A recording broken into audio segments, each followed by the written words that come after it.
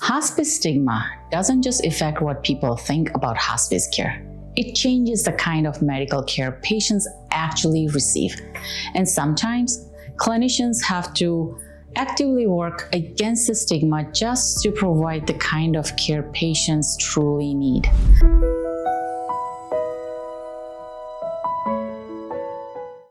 Hi, I'm Rupal Patel.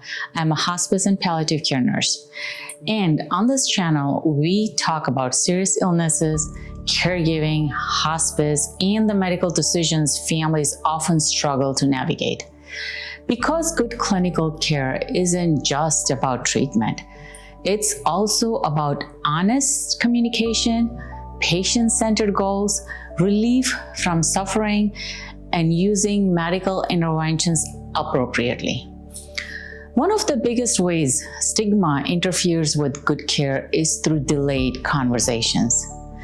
Because hospice is so closely associated with death, clinicians may hesitate to bring it up early. Patients and families may resist hearing it too.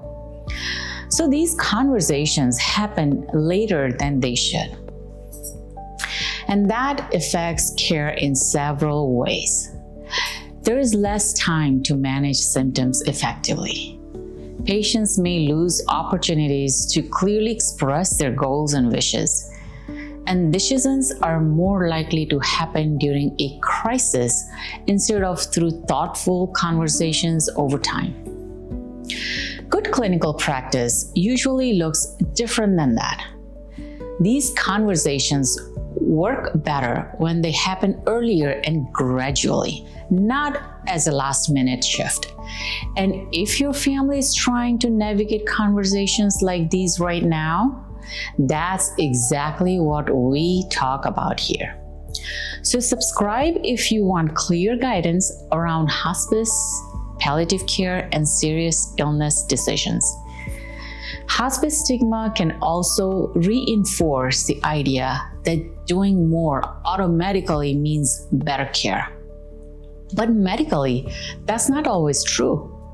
Sometimes it can lead to intensive care stays with very little likelihood of meaningful benefit. Repeat hospitalizations focus more on symptom management than curative treatment, or treatments that may extend suffering rather than improve quality of life. One of the hardest parts of good clinical care is recognizing when treatments are no longer helping and shifting that focus appropriately. That does not mean giving up on patient.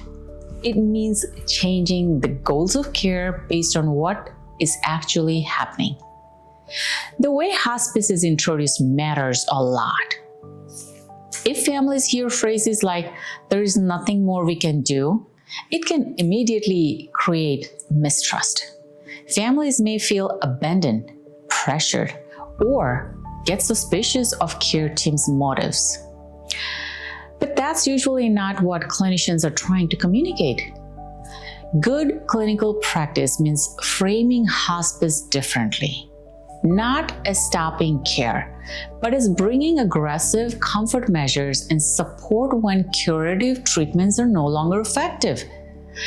That framing matters. And because when hospice is stigmatized, patients may not fully understand it is an option, or they may reject it based on fear. And that affects informed decision-making. Care may stop reflecting the patient's actual values and goals. Respecting patients' autonomy means presenting hospice clearly, early, and without bias. Healthcare providers are not immune to hospice stigma either. Some clinicians feel like recommending hospice means failure.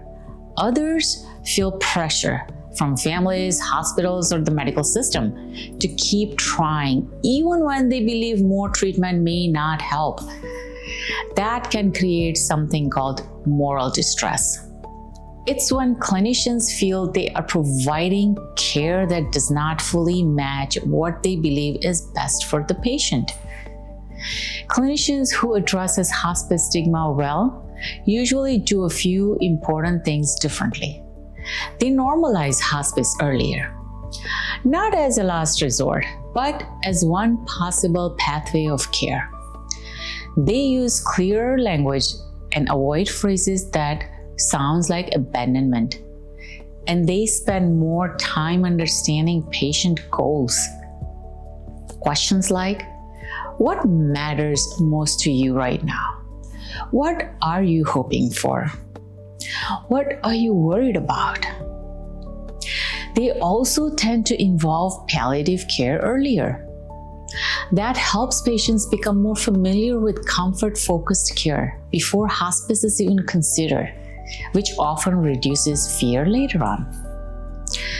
One of the most important parts of these conversations is reframing hope, because hope does not always have to mean cure. Sometimes hope means more comfort, more meaningful time with family, more dignity. And those things matter deeply too.